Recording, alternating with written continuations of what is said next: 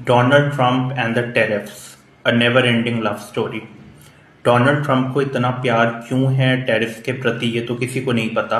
But एक चीज़ जो ज़रूर पता है वो ये है कि एक गलती वो बार बार कर रहे हैं। वो ये अज्यूम करना है कि जब वो चाइना पे टैरिफ लगाते हैं या किसी कंट्री पे टैरिफ लगाते हैं तो वो जो ड्यूटी है, टैरिफ है, वो बियर करती है वो कंट्री जिस पे उन्होंने वो टैरिफ लगाया है। ये गलत बात है। अगर अमेरिका की कोई कंपनी कुछ सामान मंगाती है चाइना से, तो जब वो सामान चाइना से आते हुए यूएस की बाउंड्री में एंटर करता है तो जो ड्यूटी लगाई गई है चाइना पे या टैरिफ लगाया गया है चाइना पे, वो ड्यूटी या टैरिफ पे करना पड़ता है उस अमेरिकन अमेरिकन कंपनी को जिसने वो सामान चाइना से इंपोर्ट किया है, न कि चाइना की उस कंपनी को जिसने वो सामान बनाया है, ना ही चाइनीज गवर्नमेंट को वो टैरिफ पे करना पड़ता है।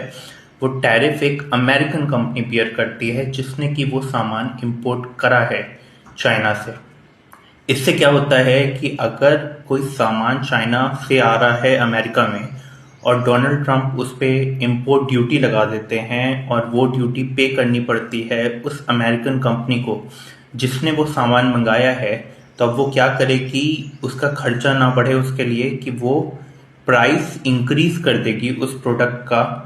जो भी फाइनल प्रोडक्ट वो यूएसए में बेच रही है, जिससे कि उसके ऊपर बर्डन नहीं पड़े किसी भी टैरिफ का। इससे क्या होगा कि जो जो चीज़ें इंपोर्ट हो रही हैं उस कंट्री से,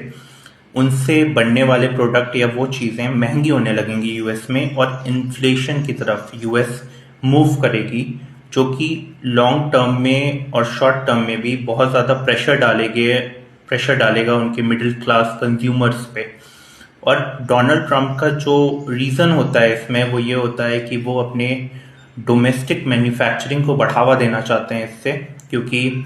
जब लोगों को पता है कि इतना ज़्यादा टैरिफ लग रहा है बाहर से आने वाले प्रोडक्ट में, तो वो हर चीज़ खुद बनाने की, खुद प्रोवाइड करने की कोशिश करेंगे। बट ऐसा देखा गया है कि जो बेनिफिट होता है, दैट इज़ जितने लोग ऐसा करना शुरू कर देते हैं टैरिफ की वजह से, वो कम होते हैं कंपेयर टू जो इन्फ्लेशन का प्रेशर पड़ सकता है सामान महंगा होने की वजह से मार्केट।